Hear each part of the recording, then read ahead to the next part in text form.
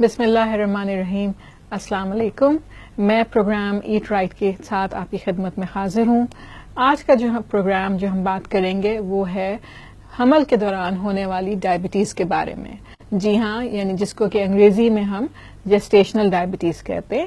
تو حمل کے دوران ہونے والی ڈائبٹیز کیوں کر ہوتی ہے اور اس سے کس طرح سے بچا جا سکتا ہے، خاص طور سے غذا اور غذائیت کے حوالے سے اور ورزش کے حوالے سے، تو وہ آج کے پروگرام کا موضوع ہے.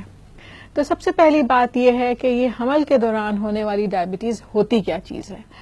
تو اکثر خواتین جن کا کہ حمل میں ویسے تو ان کی شوگر جو ہے وہ نارمل ہوتی ہے عام حالات میں، لیکن حمل کے دوران جب ان کا ٹیسٹ کرایا جاتا ہے شوگر کا، جو کہ تمام ہی بڑے ہسپتالوں میں پاکستان میں ٹیسٹ ہوتا ہے تمام حاملہ خواتین کا، تو اس سے یہ پتہ چلتا ہے کہ ان کی خون میں شوگر کی مقدار زیادہ ہے، یعنی کہ ان کو ڈائبٹیز ہے.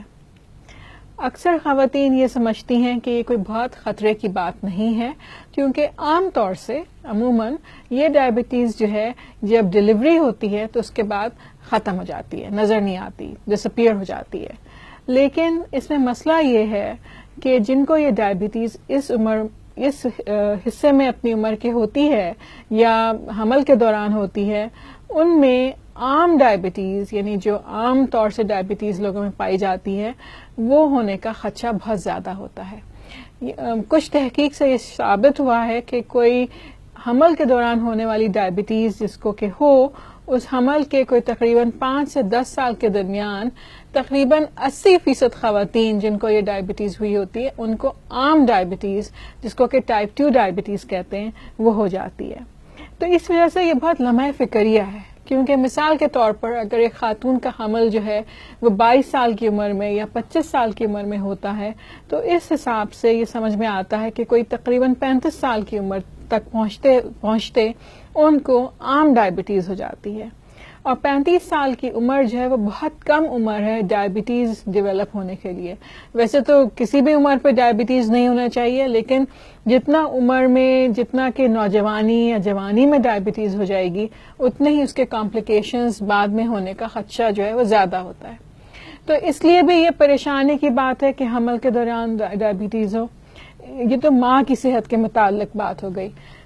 اسی طرح سے وہ بچے جو اس حمل کے نتیجے میں پیدا ہوتے ہیں جن کی کہ ماؤں کو ڈائبٹیز ہوئی ہوتی ہے، وہ بچے عموماً سائز میں بڑے ہوتے ہیں اور ان کی عام طریقے سے ڈلیوری نہیں ہو سکتی اور ان کو عموماً آپریشن کے ذریعے پھر پیدا کیا جاتا ہے.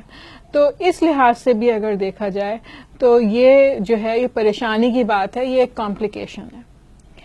تو اب یہ سمجھنے کی کوشش کرتے ہیں کہ اس سے بچا کیسے جا سکتا ہے.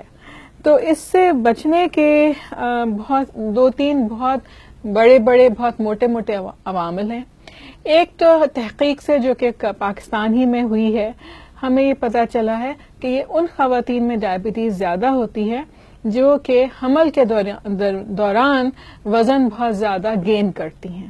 ایک عام تاثر ہمارے معاشرے میں یہ پایا جاتا ہے کہ حمل کے دوران خواتین جو ہیں وہ جتنا چاہے کھانا کھا سکتی ہیں، کیونکہ وہ ایک نہیں بلکہ 2 لوگوں کا کھانا کھا رہی ہوتی ہیں، یعنی کہ اپنا حصے کا کھانا بھی اور وہ فیٹس جو ہے اس کے حصے کا کھانا بھی. تو اس وجہ سے خواتین جو ہیں وہ اپنی خوراک پہ بالکل دھیان نہیں دیتی اور جو دل چاہتا ہے وہ کھاتی ہیں.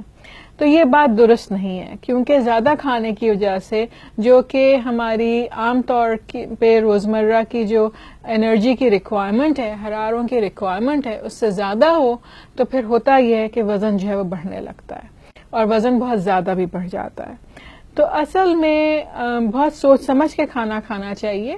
صرف اتنا کھانا چاہیے جتنا جو کہ ضرورت کے مطابق ہو، اس سے زیادہ کھانا نہیں کھانا چاہیے.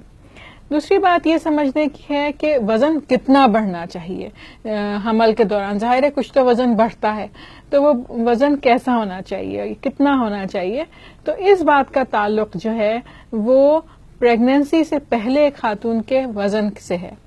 اگر کوئی خاتون جو ہیں وہ پریگننسی کے وقت کمزور ہیں جب ان کا پریگننسی شروع ہوتی ہے، تو اس وقت ان کا وزن جو ہے وہ کمزور ہیں، انڈر ویٹ ہیں، تو ان کے پاس یہ گنجائش موجود ہے کہ وہ تقریباً 12 سے 18 کلو تک وزن جو ہے وہ حمل کے دوران جو ہے وہ بڑھائیں۔ وہ خواتین جو نارمل ویٹ ہیں حمل کے دوران، یعنی کہ جب حمل شروع ہو رہا ہے تو اس وقت اگر ان کا وزن نارمل ہے تو وہ خواتین تقریباً 11 سے 15 کلو تک وزن جو ہے وہ حمل کے دوران گین کر سکتی ہیں۔ لیکن وہ خواتین جو جس وقت حمل شروع ہوتا ہے اس وقت ان کا وزن جو ہے وہ زیادہ ہے، وہ اوور ویٹ ہیں یا وہ بالکل کلیئرلی اوبیس ہیں، موٹی ہیں، تو یا تو وہ بالکل وزن گین نہیں کرنے کی ان میں گنجائش ہوتی ہے، یا زیادہ سے زیادہ 7 کلو تک وہ وزن جو ہے وہ گین کر سکتی ہیں۔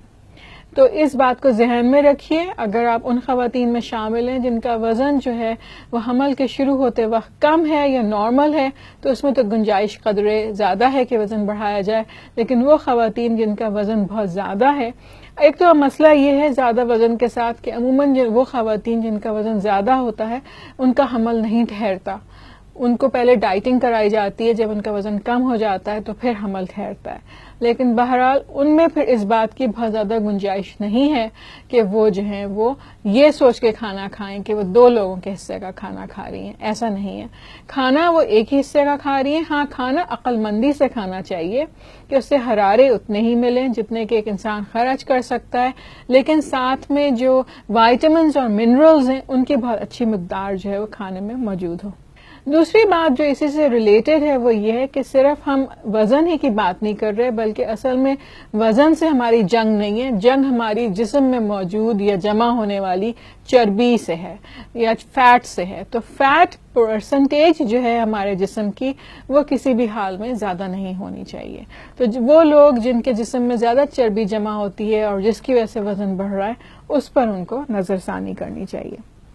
اور دوسری بات جو اس سے ریلیٹڈ ہے، اس سے بچاؤ سے ریلیٹڈ ہے، وہ یہ ہے کہ ورزش یعنی کہ فزیکل ایکٹیویٹی، تھوڑی سی واک، چہل قدمی جو ہے وہ بہت ضروری ہے۔ ایک تحقیق سے ہم کو یہ معلوم ہے کہ وہ خواتین جو حمل کے دوران تھوڑی بہت چہل قدمی کرتی ہیں ان میں ذیابیطس ہونے کا خدشہ نسبتاً بہت کم ہے ان خواتین سے جو بالکل کوئی بھی ورزش یا فزیکل ایکٹیویٹی نہیں کرتی۔